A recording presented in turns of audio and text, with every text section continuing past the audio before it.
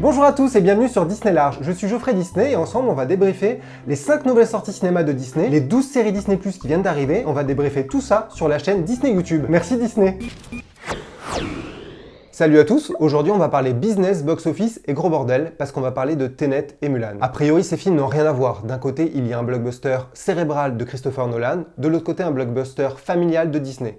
Sauf que ces gros films sont devenus un peu malgré eux les symboles d'une vision du cinéma post-coronavirus en 2020. D'un côté, le studio Warner Bros a décidé de sortir Tenet au cinéma malgré le chaos ambiant, malgré tous les blockbusters qui ont été repoussés. L'idée était claire, relancer la machine, être le premier à ressortir au cinéma et ramener les gens en salle. De l'autre, le studio Disney, celui de Mickey, a décidé d'une autre stratégie, être plus prudent et être justement stratège. Sortir le blockbuster Mulan sur leur service de streaming Disney+. Ça fait maintenant quelques semaines que Tenet est sorti au cinéma et que Mulan est disponible sur Disney+ dans pas mal de territoires importants, notamment les États-Unis. On a donc de premiers chiffres, de premières tendances et de premiers éléments de réponse. Ce qui permet en gros de dire que Disney a gagné. Heureusement, malheureusement, c'est tout l'enjeu. Parce que tout ça, c'est pas anodin et ça veut en dire beaucoup sur le futur immédiat du cinéma et de l'industrie hollywoodienne. Parlons d'abord de Tenet. Tenet, c'est un réel blockbuster. Il a coûté plus de 200 millions à faire. À titre de comparaison, pas mal de Marvel ont coûté moins que ça. Donc ça veut vraiment dire que c'est un énorme film avec beaucoup d'enjeux.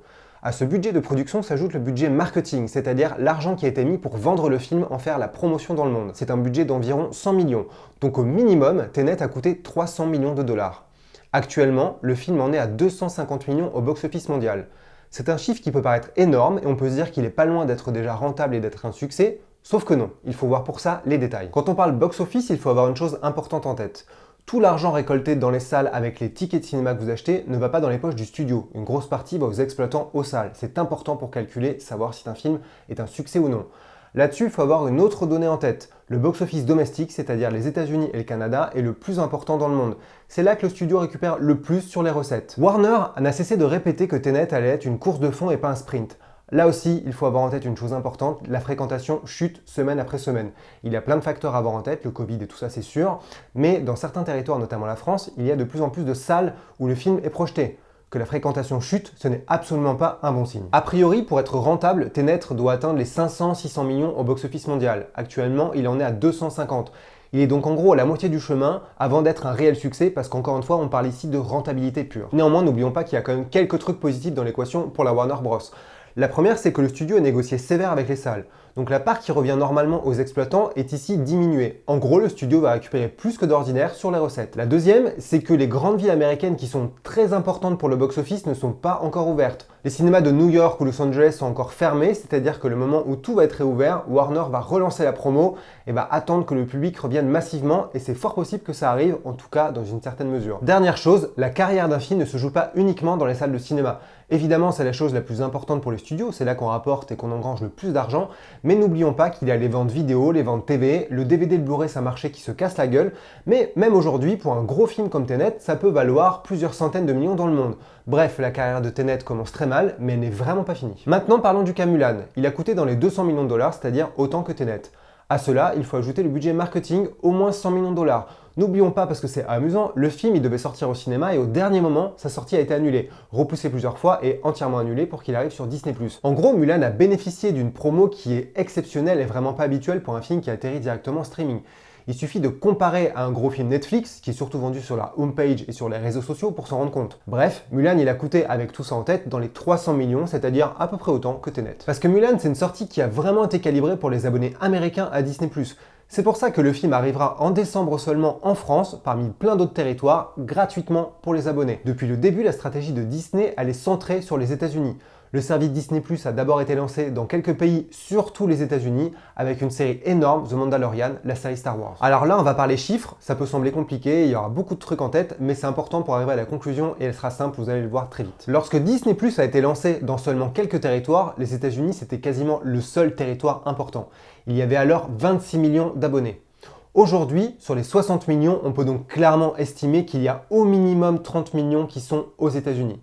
Là-dessus, un cabinet d'analyse des chiffres qui est habitué pour vraiment savoir ce qui se passe dans le milieu du business sur le streaming dit que 30% des abonnés américains ont acheté Mulan.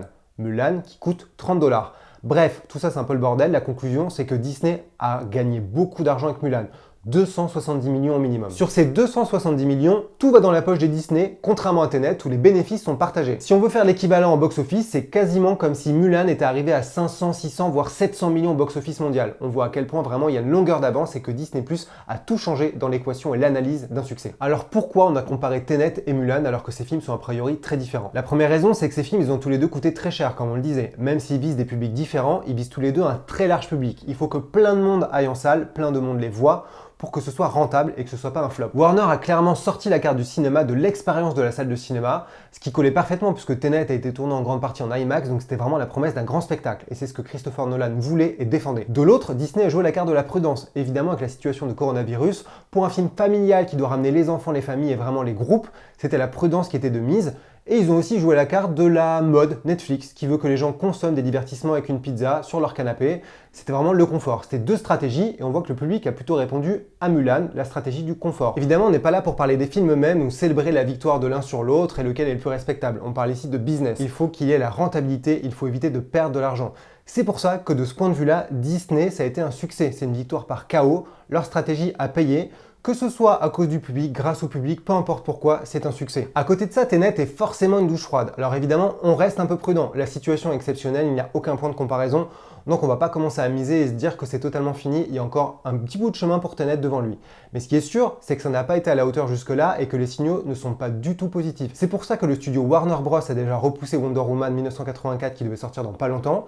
C'est pour ça que maintenant tout le monde se dit que James Bond et Black Widow de chez Marvel vont aussi être repoussés. C'est pour ça que Dune va aussi peut-être lui être repoussé puisque Wonder Woman a pris sa place. Bref, on repart dans le gros bingo, le gros bordel des sorties cinéma. La question qui se pose maintenant, c'est de savoir ce qui va se passer dans les prochains mois.